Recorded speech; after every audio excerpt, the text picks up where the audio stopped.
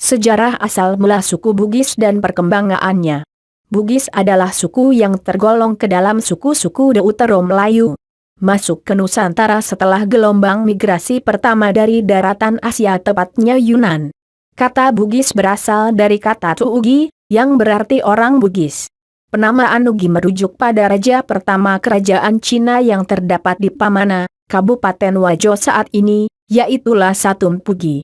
Ketika rakyat Lasatumpugi menamakan dirinya, maka mereka merujuk pada raja mereka. Mereka menjuluki dirinya sebagai Tuugi atau orang-orang atau pengikut dari Lasatumpugi. Lasatumpugi adalah ayah dari Wicude dan bersaudara dengan Batara Latu, ayahanda dari Sawari Gading. Sawari Gading sendiri adalah suami dari Wicude dan melahirkan beberapa anak termasuk Lagaligo yang membuat karya sastra terbesar di dunia dengan jumlah kurang lebih 9.000 halaman folio. Sawari Gading Opunaware, yang dipertuan di Ware, adalah kisah yang tertuang dalam karya sastra Lagaligo dalam tradisi masyarakat Bugis. Kisah Sawari Gading juga dikenal dalam tradisi masyarakat Luhuk, Kaili, Gorontalo dan beberapa tradisi lain di Sulawesi seperti Buton. Dalam perkembangannya, komunitas ini berkembang dan membentuk beberapa kerajaan. Masyarakat ini kemudian mengembangkan kebudayaan, bahasa, aksara, dan pemerintahan mereka sendiri. Beberapa kerajaan Bugis klasik antara lain Luwu, Bone, Wajo, Sopeng, Supa, Sawito, Sidonreng dan Rapang. Meski tersebar dan membentuk suku Bugis, tapi proses pernikahan menyebabkan adanya pertalian darah dengan Makassar dan Mandar. Saat ini orang Bugis tersebar dalam beberapa kabupaten yaitu Luwu, Bone, Wajo, Sopeng, Sidrap, Pinrang, Sinjai, Baru. Daerah peralihan antara Bugis dengan Makassar adalah Bulukumba, Sinjai, Maros, Pangkajene Kepulauan. Daerah peralihan Bugis dengan Mandar adalah Kabupaten Polmas dan Pinrang. Kerajaan Luwu adalah kerajaan yang dianggap tertua bersama kerajaan Cina, yang kelak menjadi Pamana, Mario, kelak menjadi bagian Sopeng, dan Siang, daerah di Pangkajene Kepulauan. Masa Kerajaan Bone. Di daerah Bone terjadi kekacauan selama 7 generasi, yang kemudian muncul seorang Manurung yang dikenal Manurung Eri Matajang. 7 raja-raja kecil melantik Manurung Eri Matajang sebagai raja mereka dengan nama Arumpone dan mereka menjadi dewan legislatif yang dikenal dengan istilah Adepituwe. Kerajaan Makassar di abad ke-12, 13, dan 14 berdiri kerajaan Gowa, Sopeng, Bone, dan Wajo, yang diawali dengan krisis sosial, di mana orang saling memangsa laksana ikan. Kerajaan Makassar kemudian terpecah menjadi Gowa dan Talo.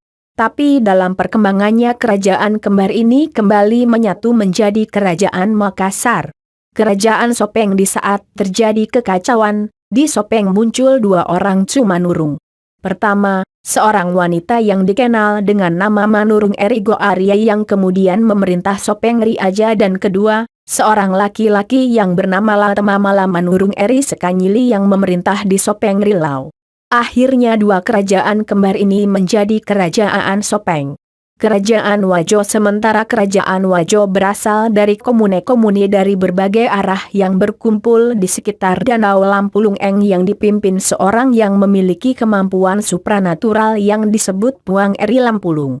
Sepeninggal beliau, komune tersebut berpindah ke Boli yang dipimpin oleh seseorang yang juga memiliki kemampuan supranatural.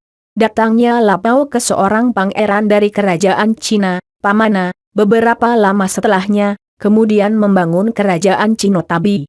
Selama 5 generasi, kerajaan ini bubar dan terbentuk Kerajaan Wajo.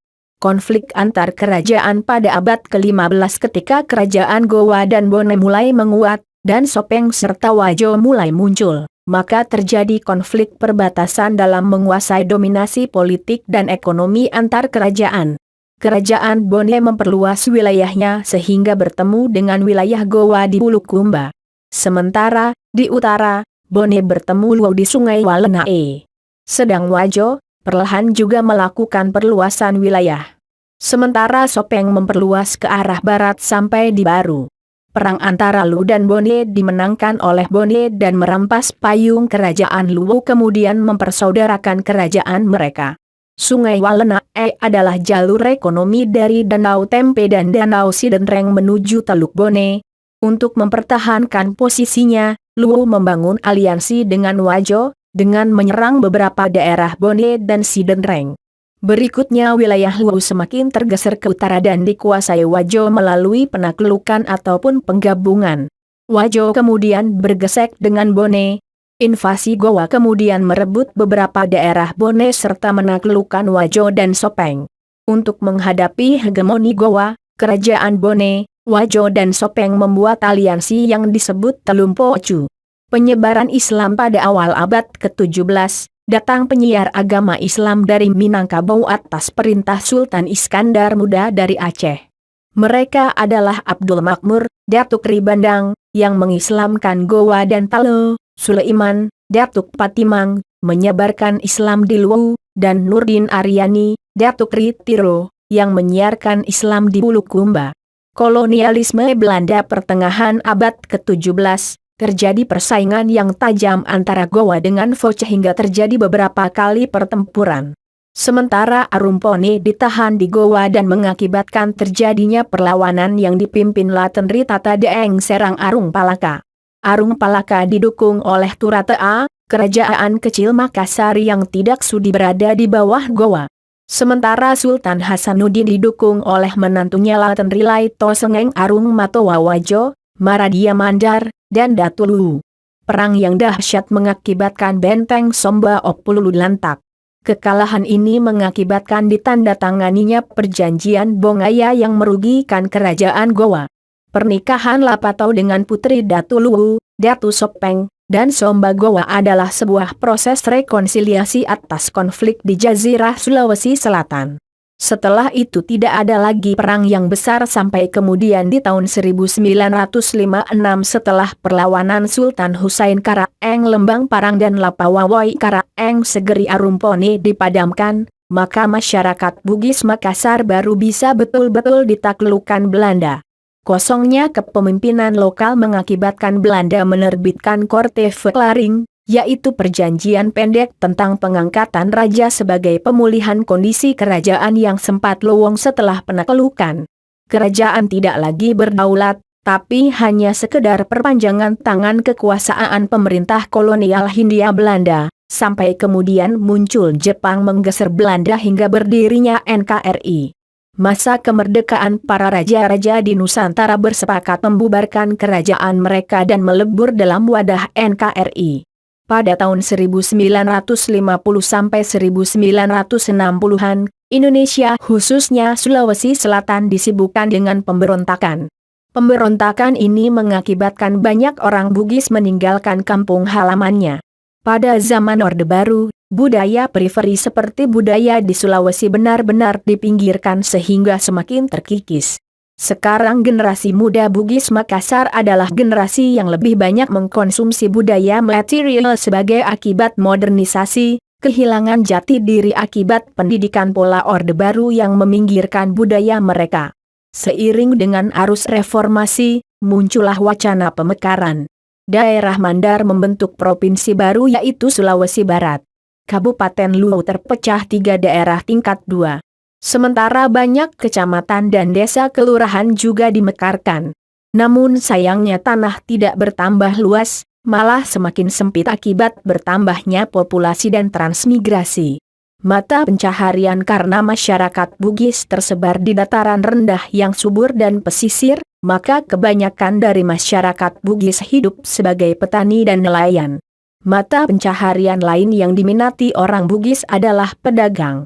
Selain itu masyarakat Bugis juga mengisi birokrasi pemerintahan dan menekuni bidang pendidikan.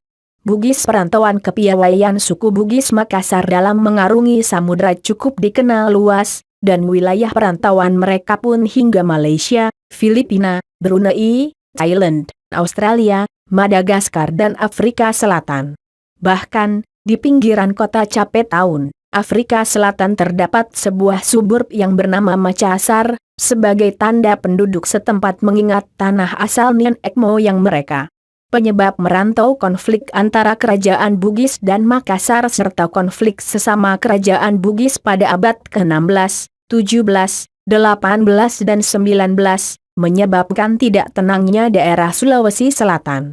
Hal ini menyebabkan banyaknya orang Bugis bermigrasi terutama di daerah pesisir. Selain itu budaya merantau juga didorong oleh keinginan akan kemerdekaan. Kebahagiaan dalam tradisi Bugis hanya dapat diraih melalui kemerdekaan. Rumah adat Bugis. Bugis di Kalimantan Selatan pada abad ke-17 datanglah seorang pemimpin suku Bugis menghadap Raja Banjar yang berkedudukan di Kayu Tangi, Martapura, untuk diizinkan mendirikan pemukiman di Pagatan, Tanah Bumbu. Raja Banjar memberikan gelar Kapitan Laut Pulau kepadanya yang kemudian menjadi Raja Pagatan. Kini sebagian besar suku Bugis tinggal di daerah pesisir timur Kalimantan Selatan yaitu Tanah Bumbu dan Kota Baru. Bugis di Sumatera dan Semenanjung Malaysia setelah dikuasainya kerajaan Gowa oleh Focha pada pertengahan abad ke-17, banyak perantau Melayu dan Minangkabau yang menduduki jabatan di kerajaan Gowa bersama orang Bugis lainnya, ikut serta meninggalkan Sulawesi menuju kerajaan-kerajaan di Tanah Melayu. Di sini mereka turut terlibat dalam perebutan politik kerajaan-kerajaan Melayu. Hingga saat ini banyak raja-raja di Johor yang merupakan keturunan Bugis. Jangan lupa berlangganan di Heru Junye.